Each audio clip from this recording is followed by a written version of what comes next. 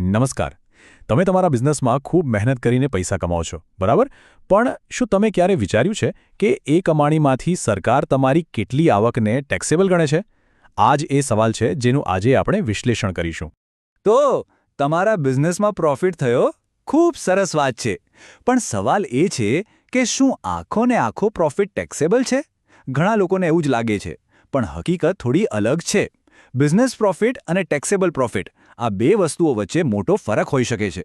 ચાલો આજના આ વિશ્લેષણમાં આપણે એ જ સમજીએ કે આવું કેમ છે. આને બરાબર સમજવા માટે આપણે 5 મુખ્ય મુદ્દાઓ પર ફોકસ કરીશું. સૌથી પહેલાં તો બિઝનેસ ઇન્કમ એટલે શું એ જોઈશું.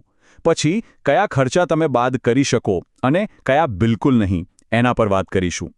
એ પછી નાના બિઝનેસ માટેના કેટલાક ખાસ નિયમો જોઈશું. અને છેલ્લે આ બધું બરાબર ચાલે એ માટે હિસાબો કેટલા જરૂરી છે એ સમજીશું. ચાલો શરૂ કરીએ.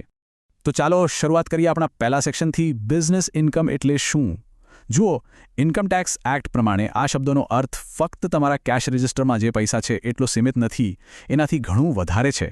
ઇન્કમટેક્સની ભાષામાં આને PGBP કહેવાય છે, એટલે કે profits and gains of business or profession. આ એક એકદમ ઓફિશિયલ કેટેગરી છે જે હેઠળ તમારા બિઝનેસ કે પ્રોફેશનમાંથી થતા કોઈપણ નફા પર ટેક્સ લાગે છે.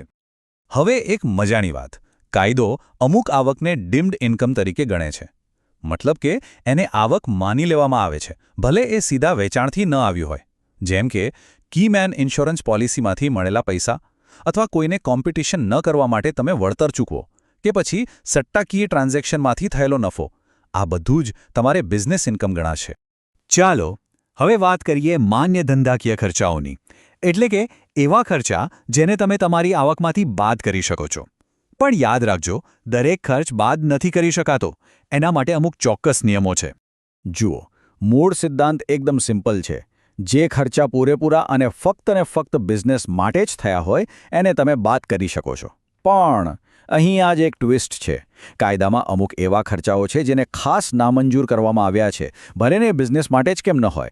આ બંને વચ્ચેનો તફાવત સમજવો જ સૌથી અગત્યનો છે. તો હવે એવા ખર્ચાઓ પર નજર કરીએ જે સામાન્ય રીતે નામંજૂર થતા હોય છે.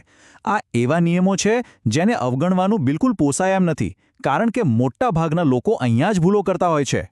એક મિનિટ, શું કોઈ ખર્ચો રોકડામાં ચૂકવવાનો વિચાર આવે છે? જો હા, તો જરા થોભી જાઓ, કારણ કે આ બાબતે એક બહુ જ અગત્યનો નિયમ છે.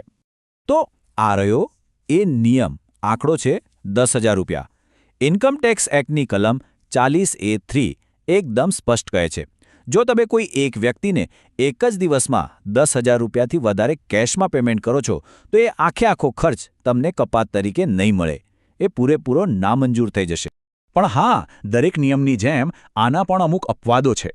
જેમ કે જો તમે સરકારને કોઈ પેમેન્ટ કરો છો અથવા ખેતી, ડેરી કે માછલી ઉદ્યોગ સાથે સંકળાયેલા ઉત્પાદકોને ચૂકવણી કરો છો તો આ લિમિટ લાગુ નથી પડતી. એવી જ રીતે જો તમે એવા કોઈ ગામ કે શહેરમાં પેમેન્ટ કરો જ્યાં કોઈ બેંક જ નથી તો ત્યાં પણ 10,000 રૂપિયાથી વધુની રોકડ ચૂકવણી માન્ય ગણાશે. હવે એક બીજા બહુ જ મહત્વના નિયમ પર આવીએ. એ છે સેક્શન 43B નો એક્ચ્યુઅલ પેમેન્ટનો નિયમ. આ નિયમ શું કહે છે? એ કહે છે કે અમુક ખર્ચાઓની કપાત તમને ત્યારે જ મળશે જ્યારે તમે એના પૈસા ખરેખર ચૂકવી દીધા હોય. ખાલી બિલ આવ્યું કે ખર્ચ થયો એના આધારે નહીં. આ એકાઉન્ટિંગની સામાન્ય એક્રુઅલ સિસ્ટમથી બિલકુલ અલગ છે. તો આ નિયમ કયા ખર્ચાઓ પર લાગુ પડે છે? જુઓ, કોઈપણ પ્રકારનો ટેક્સ, ડ્યુટી કે ફી, એમ્પ્લોયર તરીકે તમે પ્રોવિડન્ટ ફંડ કે ગ્રેચ્યુઇટીમાં જે યોગદાન આપો છો એ, કર્મચારીઓને અપાતું બોનસ કે કમિશન, અને હા, બેંક કે કોઈ નાણાકીય સંસ્થા પાસેથી લીધેલી લોન પરનું વ્યાજ. આ બધા ખર્ચાઓ જે વર્ષમાં ખરેખર ચૂકવાય, બસ એ જ વર્ષમાં તમને એની કપાત મળશે. સારું, તો ઇન્કમટેક્સ કાયદો ખાલી જટિલ નિયમો જ નથી બનાવતો. એ નાના બિઝનેસ અને કરદાતાઓ માટે વસ્તુઓ સરળ બનાવવા માટે કેટલીક ખાસ યોજનાઓ પણ આપે છે. ચાલો એના પર એક નજર કરીએ. શું એવો કોઈ સહેલો રસ્તો છે જેનાથી લાંબા ચોળા હિસાબો રાખ્યા વગર બિઝનેસ પ્રોફિટની ગણતરી થઈ શકે? તો જવાબ છે હા, બિલકુલ છે. અને એને કહેવાય છે પ્રિઝમ્પ્ટિવ ટેક્સેશન. આ છે સેક્શન 44AD, એટલે કે પ્રિઝમ્પ્ટિવ ટેક્સેશન સ્કીમ. જો તમે એક નિવાસી વ્યક્તિ, HUF કે પાર્ટનરશિપ ફર્મ છો અને તમારું ટર્નઓવર 2 કરોડ રૂપિયા સુધીનું છે તો આ તમારા માટે છે. આમાં ફાયદો શું છે? તમારે ડિટેલ્ડ હિસાબો રાખવાની માથાકૂટમાંથી મુક્તિ મળે છે. બસ તમારા ડિજિટલ ટ્રાન્ઝેક્શનના 6% અને કેશ ટ્રાન્ઝેક્શનના 8%ને તમારો નફો ગણી લો અને એના પર ટેક્સ ભરી દો. કેટલું સરળ છે નહીં? અને હવે આપણે આવી ગયા છીએ આપણા અંતિમ પણ સૌથી મહત્વના વિભાગ પર, હિસાબોની જાળવણી. જુઓ, ટેક્સની બધી જ ગણતરીઓનો પાયો છે તમારા એકાઉન્ટ બુક્સ. જો પાયો જ મજબૂત નહીં હોય તો આખી ઇમારત પણી ભાંગશે. સેક્શન 44A આ બાબતે એકદમ સ્પષ્ટ છે.